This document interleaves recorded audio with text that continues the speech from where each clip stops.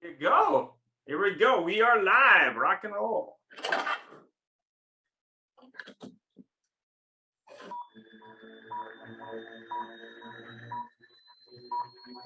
Ready, set, go.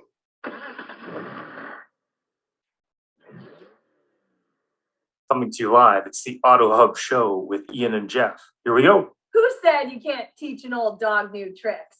Hi, I'm Gail Rubinstein, the founder and CEO of a company called Retail Resilient, social selling for the car industry. And we help auto dealers, auto agencies, and vendors in the auto industry sell more cars, service more cars, and make more money using our social selling strategy. That includes TikTok, Instagram, Facebook, LinkedIn, and anything else you can think of. So if you're looking to invest thousands and make millions, we're definitely the social selling company for you. Like I said, who said you can't teach an old dog new tricks?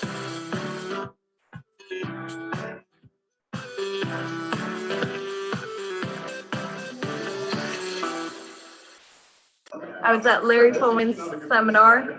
So happy I came, having such a good time. Thank you so much, Larry. One of the best trainers in this area for sure. I don't know about anywhere else, but as far as I know, he's the best. So, Told you twice, take advantage. Thank you for having me. I'm at Larry Feldman's seminar, and what I found is that what he's really good at doing with his knowledge and with his training, he's not filling a bucket, he's lighting a fire. Ways to improve. Every month we want to improve better on what we did the month before, maybe the year before. It's about how fast we can get the cars done with quality work to get it to the front line, because that's where we make our money. And the bottom line is the longer it takes, the more money we spend. We want to get it down as low as possible. Right now, like I said, we're in a great stage. We're at 4.5 days. In Recon, we want to know how quickly we can get the cars out of the Recon process and to the front line. The average days in Recon and then the time to line are the most important things to be looked at. I'm Mike Burrell. I'm Service Director at JM Lexus.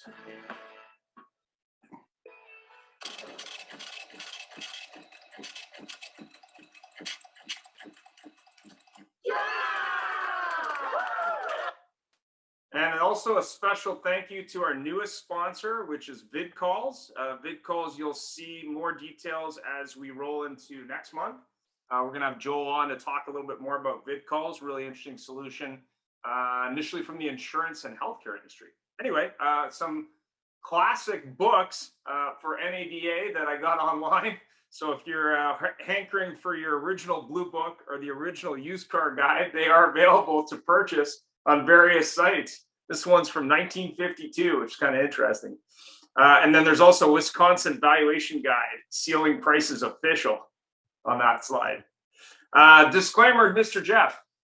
Well, good morning, everybody. And of course, we start the show before we get into trouble with our disclaimer and just saying the views and opinions of those expressed on the show of our guests are not necessarily that of the Auto Hub Show or Ian and Jeff, but sometimes you never know, but officially not necessarily.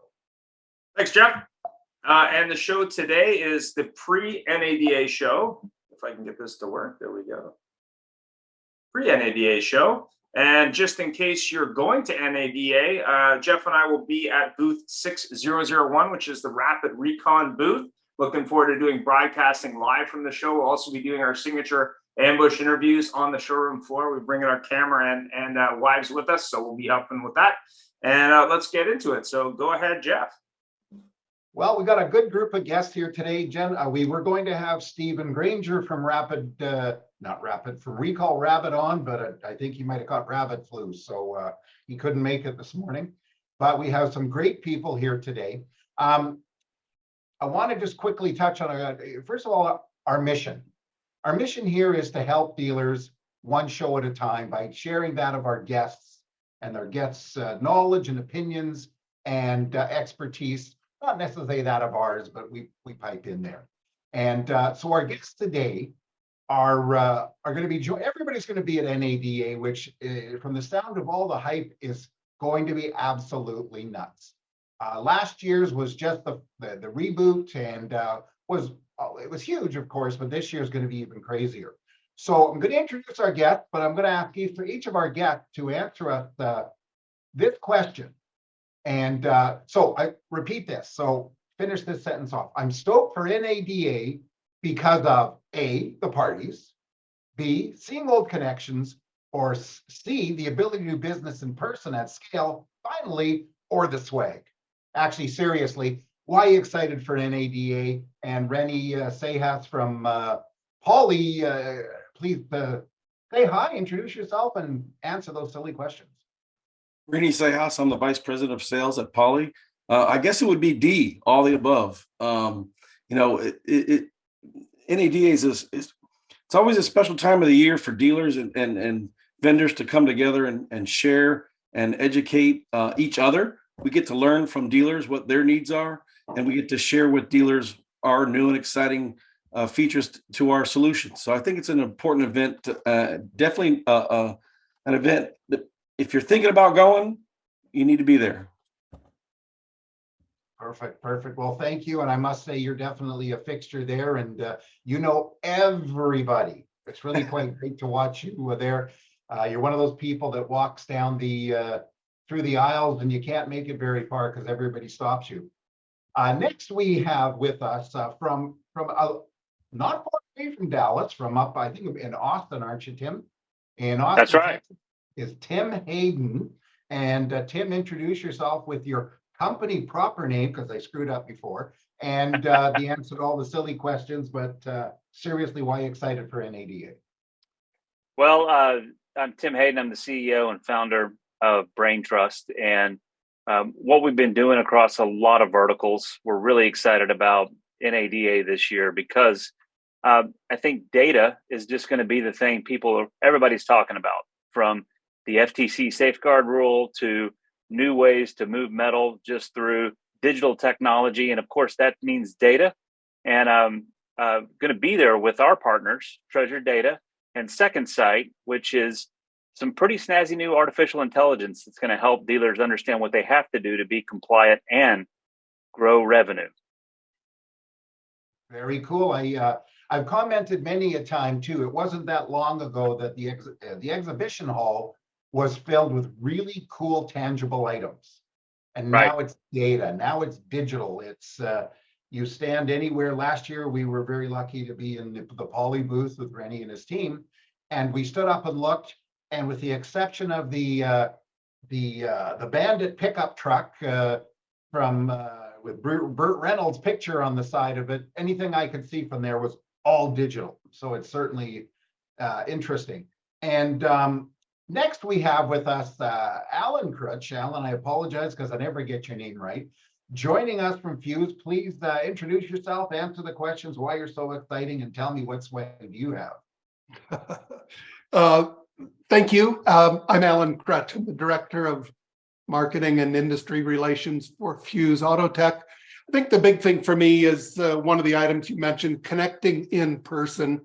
There's just so much more that happens in person than it does on a Zoom meeting in terms of making a connection, being able to demonstrate our product, being able to understand what dealers are thinking and what needs they have. So it's the human connection that it feels like we don't have quite as much of anymore with all of the Zoom meetings that we each do. So looking forward to that. Terrific. Well, I got to tell you something. If it wouldn't been for Zoom, none of us would probably know each other that well. That's a fact. Again, in the old days, you go to the convention to see people. And here, my gosh, how many people have we walked up to or have walked up to us and said, Alan, Rennie, Tim, Peter, Larry, Ian and Jeff, just because of this platform. I do want to acknowledge and thank Peter for being here, as well as Larry on the phone ignoring us, but that's okay because Larry always on. And Ian, please go to the next question. Yeah, I guess in addition to the top 5 from the video earlier, what do you think the biggest draw for NADA for dealers is this year? And what is your #1 goal to do, have, sell, meet, in addition to obviously visiting Dallas if you haven't been there in a while? Let's start with Tim. Well, I'm in Dallas on a regular basis. I'm just 3 hours south of there. So excited to probably as much entertain folks and be able to have those one-on-one in-person conversations. I think I just think what dealers are going to be having conversations about, right? I think what we just saw in the video, the education on EV charging. I think a lot of folks are interested on that. What does it mean to them? And how can they monetize it? And what does it mean for the industry? What we already talked about with data, what we're talking about with all kinds of new products and new ways to monetize inventory now that inventory is coming back. It's not just that it's NADA. It's not that it's the big show or that it's in Dallas. It's also because it's 2023 and there's just a lot happening from a trend standpoint that I think everyone's going to be there to get answers. Appreciate that. Alan, what do you think? Well, I think from a dealer standpoint that the make meetings, the OEM meetings are going to be, they're always interesting, but I think they'll be especially interesting this year as the OEMs continue to articulate their distribution strategy. As we hear all of the talk about whether it's direct selling or an agency model or how the dealer fits into the manufacturer's plans for the next 5 to 10 years. So I think that'll be a really interesting conversation. Those meetings are typically very candid. They don't allow the press in those meetings. And there's always a couple of dealers willing to speak their mind and ask the questions that everybody else in the audience would like to hear. I think are you saying, Alan, that the Ford meeting will have Secret Service agents at the door? I don't know. Ford's an interesting one because I hear from Ford dealers different things. I hear some dealers that are behind everything Ford's doing. I hear from other dealers they're a little afraid of some of the things Jim Farley has said. But I think that in addition to the OEM meetings, I think we take this big topic of data, whether it's the safeguards rule, whether it's using a consumer data platform to manage your first party data, that there's a lot swirling around there. And every year, every NADA, there seems to be a bit of a theme as far as the technology goes. And this year, it's really those CDPs. Auto Lead Star has one. There's a bunch of companies out there that are promoting this idea of managing your own data. And so I think you tie that in with the safeguards rule. A lot of people talking about that. Tim mentioned the transition to EVs. We're at the beginning of that, but we're not at the beginning of spending money. Dealers are spending a lot of money on that right now with OEM mandates, putting in chargers, educating their team. So that'll be a big topic as well. Yeah, we actually had a dealer on the dealer show last week, and he said he has 2 different franchises, and the 2 different OEMs said they had to have different chargers on each lot, even though they're both charging electric cars, which was really interesting. But I also had a conversation with a Chrysler dealer, and he said, well, we had to hire a specific company to ascertain where we could put these chargers, even though they could see the plan of the lot. So it was kind of interesting, just sort of. Yeah, Ian, can you imagine that if we had to go to a different gas station with a Ford than we do with the Chevy?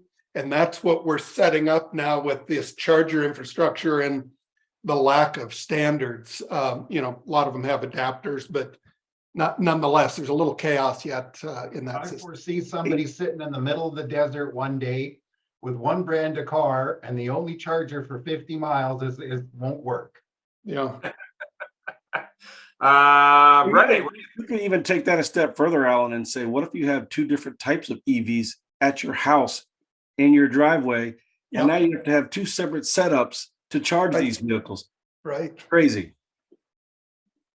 So what do you think, Ray, on the question? Do you think EVs will be one of the big, obviously they are going to be, but what else do you think will be there?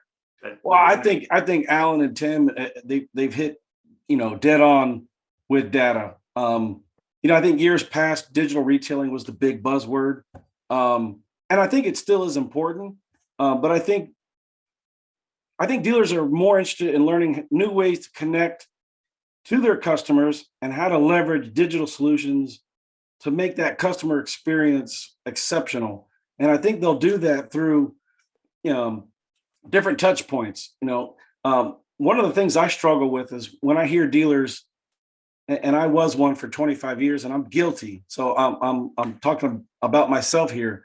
Is when a customer reaches out to you via email, and you tell the salesperson, call that customer, or they send you a message on the chat, and then you say, email him. It's like, let's connect with customers the way they want to, connect with you. And that's, again, how does the customer want to buy a car? Do they want to buy a car sitting at home? Do they want to come into the showroom? And again, these solutions that we provide customers, the many hundreds of different solutions that are out there, they all help different ways to make that happen. And I think that's what dealers are going to be more in tune to this year than any is, what solutions do I need to make that experience exceptional for the consumer? Yeah, we heard guys. last week where they were talking really about it's about the experience, especially as we get back to a competitive price environment, which we're already seeing. And I'm sure the dealers, they were talking about that last week. Go ahead. Someone had a comment there? Yeah, it was me. I think you guys were reaching out to me earlier. I was setting up an interview for somebody. I apologize. While I'm very interested to see some information on EV and on AI, I have another abbreviation. It's called PEOPLE. I'm anxious to get there and shake some people's hands and look them in the eye, because I think as we move forward with all these incredible changes, it's going to be more important than ever to have the human element. I cannot tell you how excited I am owning a training company to realize how many people are going to be desperate for training, because it's not only that the training hasn't been kept up, I think they've detrained people, right? What do you mean they won't take it right away? What are you, crazy? So I'm just anxious to see all the folks on this nice show. And I've actually I'm going to sound really old here, Alan, forgive me. I put together 2 3x5 cards, and I wrote down about 30 different people who I'm meeting, the booth numbers. I just can't wait to meet everybody. And like I said, and see what kind of connections we can put together, because my fear is always, as we move forward with all the technical stuff, we lose the human stuff.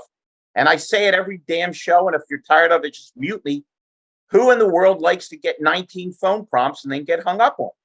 What we're desperate for is human beings and people that smile and people that know how to hold a conversation. One more thing and I'll shut up.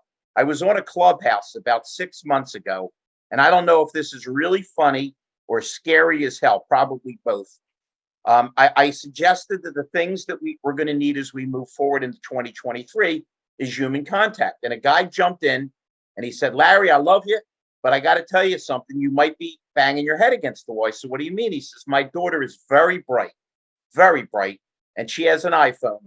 She has never made a call on her phone. All she does is use it to text. And I said, that's a little scary. He says, that's not the scary part. Her grandmother, now I don't know if it was his mother or his wife's mother, sent her a check. I don't know if it's for graduation or birthday, but she tried to deposit it, and I guess it was over 5,000. She couldn't deposit it. So she said, Dad, I can't deposit the check. And he said, no problem, get a deposit slip, go through the drive-through. He said, I can't do that. I'm going to call grandma and get 2 smaller checks. So when that's how people's thought processes are, that they're that disconnected, man, it sounds to me like all the tech stuff in the world is great, but you still got to have somebody behind the curtain like the Wizard of Oz. Absolutely. Jeff. I guess we should get a thought from Peter since it's his first NADA. So what do you think? Well, considering that it is my first NADA, I have to put out a big thanks to you and Jeff to convince me on making that expenditure and heading down. I'm really excited to see the people. That's my first goal of the show. My second goal is to see the solutions that I can offer my clients up here in Canada and Northern United States. I know that there is going to be solutions that are just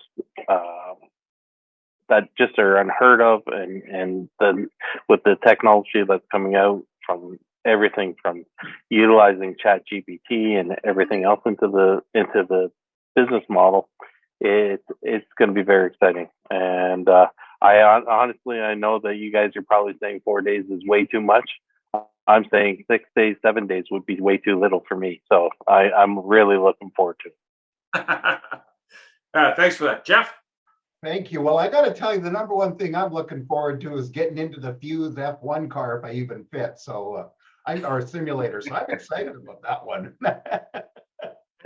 Yeah, so Jeff, we took the tact this year, besides demonstrating our product, that we wanted to have an experience in our booth. We wanted to have something that would be interesting and fun and participatory. So we built this Formula One simulator that it has actually a Ferrari carbon fiber steering wheel, and I think people are going to really have fun with it. It's another reason that they might want to come and visit our exhibit. What's your booth number, Alan? Oh, I was just waiting for you to ask. 6517. I'm writing that down. All right. I think every lot man on earth wants to go to that Formula One thing, since they all think 0 to 60 is a realistic speed limit to get from the front to detail. Right. I thought you might need salespeople. 0 to that's 60 good. is realistic. That's good, Larry. And who's going to break it to Peter Smith that the new guy has to buy dinner all week? Or did Jeff and Ian fail to mention that? Well, I think, if you're in one of these Zoom meetings with 6 or 7 people and you don't know who the dinner sponsor is, Peter, it just might be you. Everybody else is aware. Yeah, the first clue is when everybody gets up and walks away and leaves you sitting there.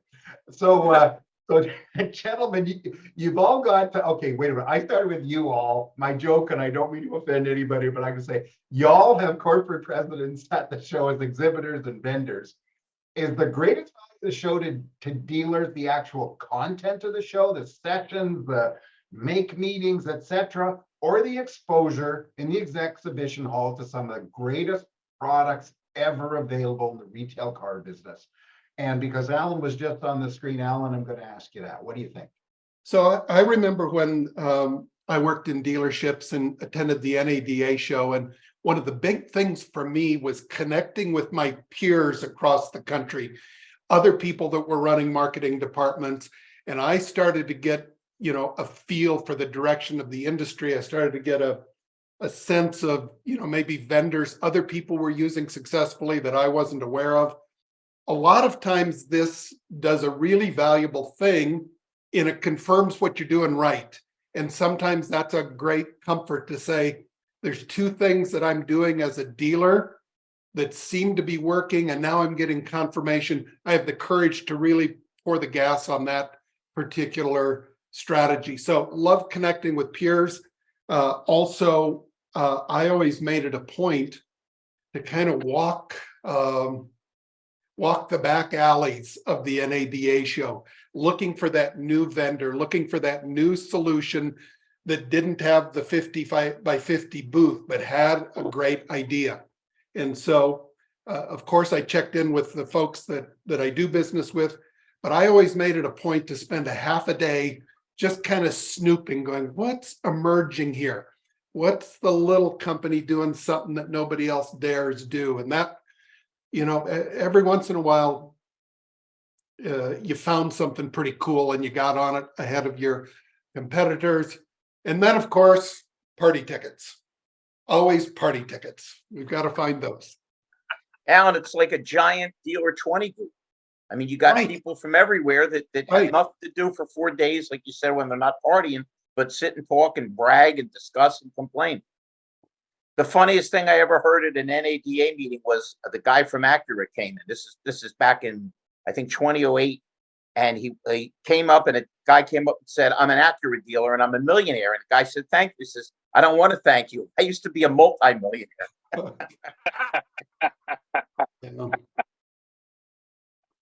If you knew Acura, that would be a funnier joke back then. Yes, that's very true. Hey, my statement, my response to that is way back, some company, whatever it was, which was the first company in that Cox massive conglomerate, was once a little tiny operation. So it's a good point. Tim, what's your thought on that? Well, I got lost when Larry started talking. What was your question? Yeah, well, everybody does. So you've got a corporate presence there. Right. And is the greatest value to the dealers of NADA all the sessions, the make meetings or etc., or the exposure in the exhibition hall or around there to some of the greatest products they've ever seen? I think it's all of the above, and I think we've already mentioned it, right? I mean, this is let me digress real quick, but OpenAI just unleashed Chat GPT on the world a month ago, a little bit more than a month ago, and people are having a machine now write their applications to go to residency to get their medical degree, right? Universities are outlawing it. The bottom line is that I would say the contemporary conversations that'll happen there are everything you just mentioned. But this year, I think the dealers that have a chance to really change how they approach the market, which I'll agree with Larry, is equal parts getting your data right, which is what Alan was talking about with CDPs. That's my world. That's my wheelhouse. Data unification, understanding who your customer is, and allowing data to tell you that. But also what Larry knows is it's the conversion of that insight in building a relationship. I think that right there, it is all the parts of being exposed to technology and being able to see each other and slap each other on the back, as it were. But there's an urgency. There's an urgency this year for folks to walk away and march their offices, talk to their GMs and their sales managers with a list of the top 10 things they should be doing this year. Perfect. That's a very good point. And last but not least, Rennie, you guys are certainly a big presence there at NADA last year. I think if I'm not correct, you won the biggest, baddest, assest booth there was, and we were there. So what's your feeling on that? Is it the exposure to people, or is it the content? Well, I think it's a combination of both. I mean, that's why this event draws so many people from different areas of our industry. I think it's people. I think it's the different solutions. To Alan's point, I mean, there's so many different new vendors there, startups with great ideas that just needs a dealer to embrace them. Tim, to your point about data, I mean, our company this past year bought a company. We bought Driven Data because data is the key to right now. It's the key to everything as far as the sales and the customer experience and we've all said this. The guy with the most data wins. So data is key. And I think Larry, again, you brought up a great point. I mean, you have to get back to your roots. You got to train your salespeople. So there's many ways, the dealers can start doing that, using Larry's services, using digital services. But I think it's keeping your mind open to the fact that you might see something you'd never even thought about, but you didn't realize you needed it. And I think that's the key to NADA, is being very open-minded to change. It's the hardest thing to do in any store. I've been involved, with DMS changes and CRM changes and this change and that change. It is the most difficult thing to do. But if you do it right and you embrace it the right way, it can make all the difference in the world to your bottom line. Yeah, well, thank you. It's a good point. And I think perhaps a lot of dealers, veterans of the show, get there and they're overwhelmed. And so can you imagine new people, their first one, it's crazy what to do, where to go. And I hate to say it, it kind of reminds me of the of people going to auto shows, the public, and they grab the bag from the first booth they come in and they walk around and stuff it full of stuff. And you see dealers doing that. And I love watching the different exhibitors making them change bags to their bags. So, Ian. And I will add one thing, Jeff, that you guys are going to be at the Rapid Recon booth. Your neighbors is us. We're Polly is the neighbor to your booth. So you'll have to see me again all 4 days. Hey, I got to tell you something, man. We love visiting with you. Tara and is a good friend of ours. We had a lot of fun with her in Vegas. And where were we? San Diego. And we're happy to visit with you guys. Love it. Love it. Ian. Yeah. How will you judge the show was successful for you? I mean, I know that there's a lot of companies out there that are looking to sell stuff for the show. I get it. Some of the dealers or some of the providers are also just meeting people. How would you judge success in your eyes? Let's start with Tim. You know, I think as everybody knows, I'm not exclusively in the automotive industry. I'm there to establish relationships. Actually, before that, establish conversations. I'm looking to, have a number between 30 and 50 different dealers and as much the vendors themselves, because it's their data that will also be susceptible to a lot of the compliance and a lot of the other things that we're addressing for dealers. Just to walk out of there and know a whole lot more of what we have to work with in the marketplace and have relationships that we can convert into clients over the next probably 2 quarters. I think it's an incremental thing that we're looking to do, and don't have hard numbers other than what I've told you.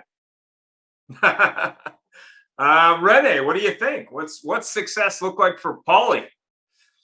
Well, as you know, Ian, we set the bar pretty high last year. We had a huge booth. We had you guys in our booth. We had a podcast stage. We had a bar. We had a coffee station. So, we hit NADA last year with a big splash. We had over 460 dealers come through the booth. So, that's our bar now. We want to see 460 plus dealers. And we think with what the new solutions and some of the new features we have to our solution and the integrations that we've built around some of the biggest names in the industry, I think dealers will find that what we have to offer to them this year, in addition to our insurance solution, is going to be a game changer. So I'm excited to share that new information with our dealers and our current dealers and new dealers. But I think it's going to be a great show. I really do. Fantastic. Alan, what do you think? So success for us, we have some numbers, some metrics that we're looking for in terms of number of connections, but really it's that engagement and building relationships. The core product that we sell transforms a dealer's showroom and allows them really to sell a car from one screen. It's a point of sale system for a car dealership. And for a dealer to embrace the change, to compress their average 3-hour sale to under an hour, to make those kind of changes requires some level of trust and confidence in us. And that's where I go back to the person to person, to be able to look the dealer, the owner in the eye and have a compelling story for them of why they might want to make a change in their process. Because typically technology doesn't solve much. People and process with technology that powers it can solve a lot. And so we, even though we're a tech company, we focus a lot on people process because that's what makes the solution work. So those are the relationships we're looking for. And the more, the better. But one big one could change our show. So we're a startup company. We're a couple of years old. And so it's probably for us a little more quality over quantity in terms of building those relationships. Fantastic. Jeff? I'm going to throw in a question that I didn't share with anybody before because this just popped into my mind. There's going to be, 500, 600, 700, 100 exhibitors. There's probably the same number of meetings.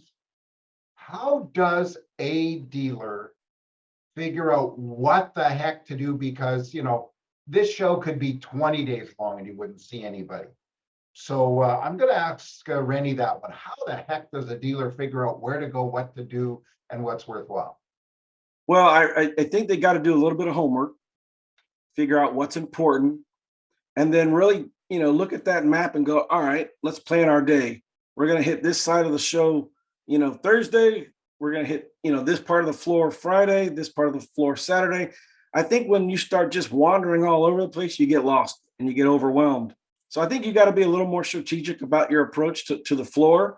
And if you concentrate on one area at a time, then you will make sure that you touch all those different vendors in there. There are a lot, but again, Alan said it earlier, wandering around the back lots and finding everybody, it's hard to do. But if you go about it strategically, you can make a very successful show as a dealer. I've been there as a dealer. We can make it a successful show.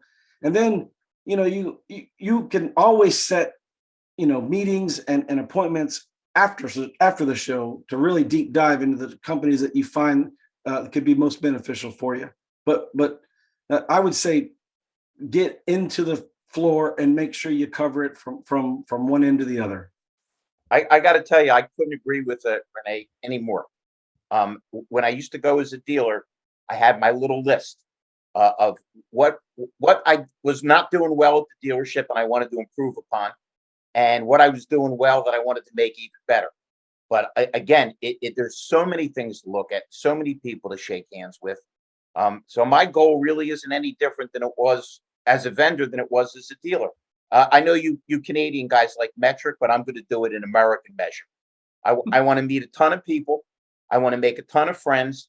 I want to get a ton of business, and I want to learn a ton of things. That's the most important thing, because the opportunity to have this many people that are knowledgeable and in one spot is really invaluable. But like Renee said, you've got to come in knowing what you're looking for.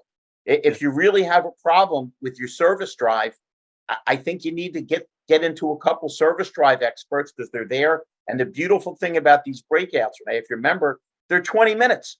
How great is that? Because we're all so freaking busy. You sit in some place for an hour and a half, unless it's a Larry Feldman seminar, and you fall asleep. Ian made me mention the Larry Feldman thing. I would have never done that on my own. Well, I'll tell you what I used to do. When I was a dealer, about a month before NADA, I would survey my car buying customers and ask them what we could do different, or what could we change to make that experience better for them. I would also ask my employees, my salespeople, my service drive advisors, I'd ask them the same things, my technicians. I'd get all that feedback and go, okay, here's where we need a little bit of help. Like Larry, what you just said, I'd write it down. This is what we need to go concentrate on, and then go find those solutions. You got to have a plan, because if you just walk in, Jeff, you said it, you will be overwhelmed if you just walk in and go, all right, I'm here. What do I do now?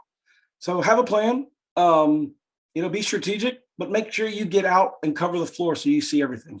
Well, if we're going to practice what we preach, why don't we draw up our dinner menu list for Peter now, since he's the new guy and he has to pay. Who can take shorthand here? Yeah. Okay, I'm going to be honest. It's Texas, so it's steak and potatoes. Come on. I'm in, brother. I'm in. It's Larry. It's steak and French fries, no sauce. Of course, the Canadian would ask for fries. Renee, they beat me up constantly because I'm a steak and potatoes guy, and I ask for A1. Larry, listen, Larry, I feel sorry for you, buddy. I really do. You're not the first person to comment that after they checked out my mental state of mind. Okay, wait a minute. Alan's just posted something about dinner. Moving right along. Tim, so you're not totally in the car business, but you're partially in the car business, which means you're in the car business. What do you recommend a dealer do to figure out what the heck to do other than stopping at the brain trust?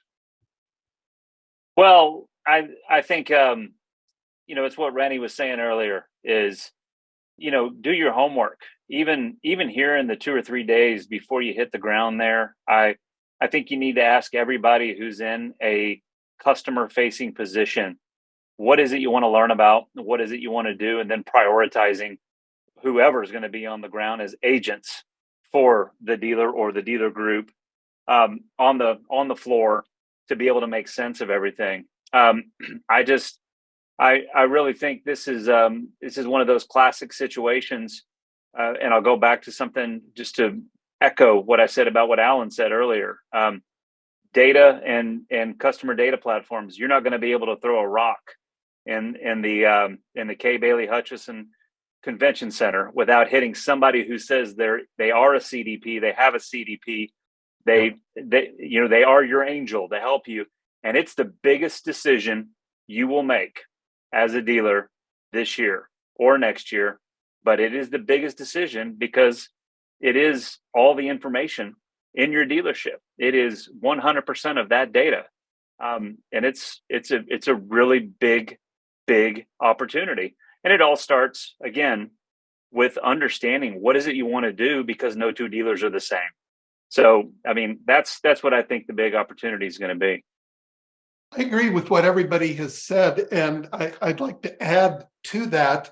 One of the things that I always made a point of doing when I represented a dealership, dealer group, is I would make sure that with my core suppliers, the people that were most important to me that I was already doing business with, that I would find the most number of the highest ranking tires, just make sure they were good, took it up a ride. If you go over like 100, 105, it didn't do it. But as soon as I went to 120, it did. So the tires were not of much, but I wonder who that is. It's what called engineering. Of course, you're closed right now, so I'm catching up with one. As everybody's looking around, going, Oh, wait. what the You wait. Okay. Yeah. The other thing about the bolts. It's Peter, I think. talked to the guy that got it on Friday. Apparently, there's a update in there. It says when you order a shock. Okay. There we go. There we go. What I was going to say is that I found my core suppliers, and I would try to find the highest ranking executives at those suppliers and start to build a relationship. I typically didn't go to ask something, but I wanted to see somebody face to face, because my objective as a marketing director was always to get more than my fair share from my vendors. And to do that, my philosophy has always been, I want to be their best customer. If I'm their best customer, I'm going to get their best work. Doesn't mean I don't hold them accountable, but I found when I had those relationships where there was maybe a little friction, I had somebody I could call and say, look, is there a different way to do this? Can we work this out? Am I doing something wrong where I'm not getting everything I think I should get from you? So I tried to establish relationships other than just frontline relationships. And over time, that really paid off. Again, I didn't use it indiscriminately, but when I had to make a call and I could get to a vice president or even higher, problems get solved really quickly for a dealership when you have that relationship. That's a great point. Rennie and I asked you this question, right? Rennie? You're on mute, Rennie. There you go. You did, but I can answer it again. Please answer again. Anytime you want, guys, speak up. No, it's important that that dealers have open minds. I think that's the biggest thing. Just have an open mind. Don't be afraid of change. Don't be afraid to put a process in place that you may be uncomfortable with. I think as long as you're looking at it with the best interest of your customer and thinking about that customer experience, whether it's protecting that customer's information or giving them, the right kind of coffee in the service drive, you got to be open for that change. Perfect. And I got to tell you, they should use the coffee you had at the booth last year, because that saved my life. Ian. Yeah, I mean, when you're looking at, I guess I was there initially at NEDA as a new vendor, and then as an established vendor, and then obviously this year I'm going to the show with Jeff. We're going to be doing a bunch of different stuff. I think the one thing that was interesting as a new vendor was they were really putting you out in the peripheral. So I agree with Alan that you need to really look at sort of those vendors, because you never know what gold you can find there. So that was really interesting. But the other thing is, don't underestimate the vendors near you. I mean, we last year's show we're at right near Techion. It's going to be very interesting to see what Techion does this year and how Reynolds adapts, because last year Reynolds got really upstaged. So I thought that was really interesting. And also, don't underestimate the other guys' booth, the other guys' team. You might take away there. Is it a necessity to be at NADA for dealers and vendors, or is it a nice to have? I guess it'd be a nice thing to. Peter, can you mute yourself? Thanks. So go ahead, Tim. Well, I think with any industry trade show, especially the big one, whatever your industry may be, I mean, it is a very nice to have. It's a very nice to be there, to hear something through education sessions, through announcements that are made that week. And again, what everybody's been talking about, just to look people in the eyes, shake hands, start conversations, and even do deals. I don't think, though, it's a must. I think, we're at a point where there's going to be a tremendous amount of coverage. You guys in your ambush interviews, for instance, there'll nobody with the quality you guys have, but there will be another 10 folks that are out there doing those kinds of things.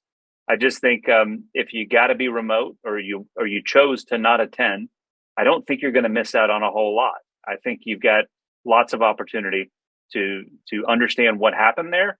But you're probably going to miss the magic of actually being there and being able to actually interact with humans and see things with your own eyes. I think it's a must. I think it's a must if you're that kind of person. If you're the kind of person that understands the importance of interaction, how are you going to replace that? Because everybody on this damn call have been forced to do something. It was your boss, it was your mother, if you were in the Army. I don't want to do this. And then when you did it, you met somebody, you learned something, and you, boy, am I glad I did it. The old thing, you can't play. If you don't play, you can't win. Fair enough. Alan? So I agree with both Tim and Larry. And I would say that it's not mandatory. Of course, I could list a number of dealers that never attend the NADA show. They run very successful businesses, but I would caution that right now, our industry is in such a state of flux with data safeguard rules, EVs, different distribution models from the OEM, not to mention the new manufacturers that will start to come to this industry, particularly the Chinese companies. We have VinFast in Vietnam. There's a lot going on. So I think that while you could still run a very successful, profitable business without attending, there are some benefits from having your nose in the wind, from being at that show to get a sense of how fast the future is coming at us right now. Because it's not changing in one dimension, it's changing in distribution, it's changing in vehicle propulsion, it's changing in government and regulation. And those things are coming together to make this business even more complex than it already is. So stay home at your peril, I would say, this year. The quote is from Mike. And I'll add to that. I mean, we remember just a few years back, NADA tried to do a virtual NADA. And it was I would say it was a complete bust. Yep. Because as humans, we are meant to have human interaction. we are meant to have conversations in person. There's my dad used to say there's nothing more better or stronger than a handshake. And I think that's still true today. You make a handshake deal, that's more important than a Zoom call deal, in my opinion. And as Ben Franklin said, my hero, when you're finished changing, you're finished. Man, with all the stuff that's flying around out there, with the charge point, how can you not want to be involved with this many people that have this many various opinions? The beauty of this is you don't have to learn 1,000 things. One or two key things can make a difference in your staff, your service, and the overall running of your dealership. That's right. I have to say something. One of my favorite things is we talk about the car business full of people who know it all. And when you'll get a dealer, you'll get a group executive or whatever whatever, and they think they know it all. Well, they get there and they discover, oh no, I really don't know a lot. And that's where you pick up a lot of knowledge. Hey, Renee quoted his father. I'm quoting mine now. My father said, "It's what you know after you know it all that really matters." Yeah. That's key. Jeff, parting thoughts? Well, you know something, it's very exciting. And you know, last year there was a little bit of hesitancy from people. There was still a large number of people, but not the craziness it's going to be this year. I think it's going to be exciting, crazy, great stuff. I actually agree with, I believe it was Alan that said, there's so much that's happening now. Like, holy doodle, there's so many things. There's challenges from every angle. In the old days, that used to be, well, you know, there's an economic downturn. That's going to be a challenge. Interest rates, that's going to be a challenge. Well, here it's how we do it. What is it we do? What do we sell?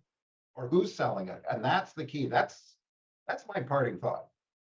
Yeah, I think it's really a convergence of things. So as we've seen over the last, I'd say 3 years on our show, but also in the industry at large, we've seen more and more technology companies, more and more changes from the OEM and the dealer body, and interest rates and economic factors. And I actually was watching something this morning that a number of these Chinese manufacturers are buying more and more companies, including a London cab company, which was kind of interesting, just because that was, you know, not a company you'd expect them to buy. So you're seeing, and Manheim just bought another technology company. So you're seeing a lot of convergence of technologies, much like you see convergence of dealers. So I think that's something that smaller dealers or even larger dealers need to be aware of the landscape as it changes. And I think that's what's going to be interesting this time, is what new companies are out there, but more importantly, what companies that were by themselves are now conglomerated, and what does that mean for a dealer? So thoughts from anyone else? Well, I'll just add, you know, I'm excited because if there's a dealer on the floor, they're there to learn.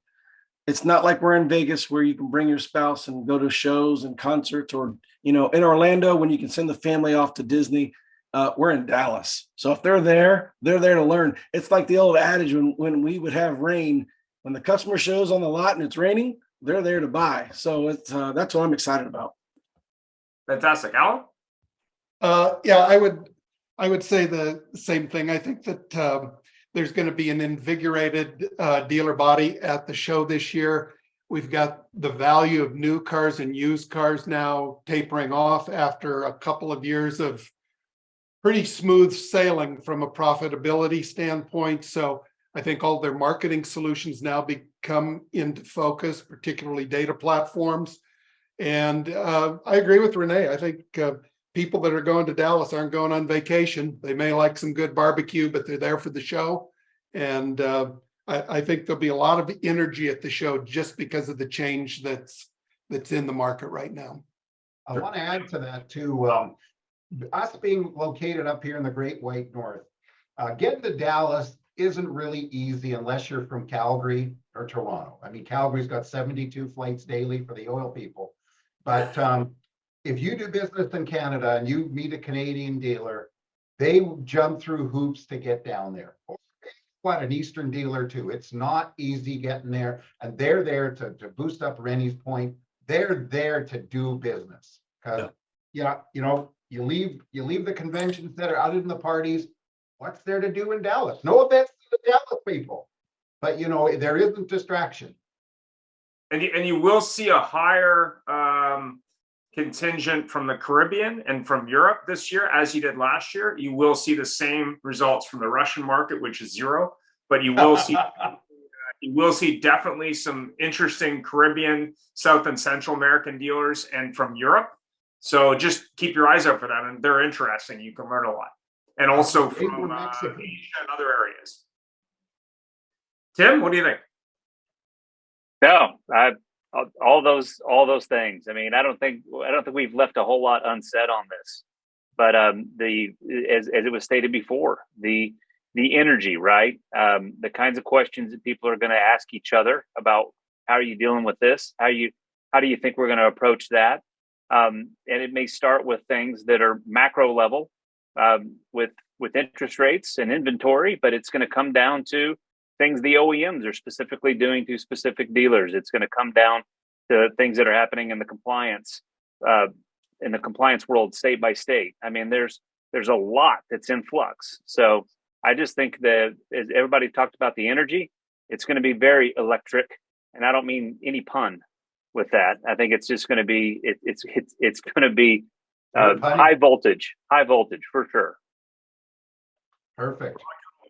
Have yourself a great week. We'll see you all at NADA. We'll be at booth 6001, and have yourself travel safe. We'll see you there. Thank you for taking See you there, guys. Thanks. See you guys. Thank you. Joining us. It was a great show, and follow us anywhere you would like on your favorite podcast, on Facebook, on LinkedIn, and of course on our YouTube, or subscribe to our own channel.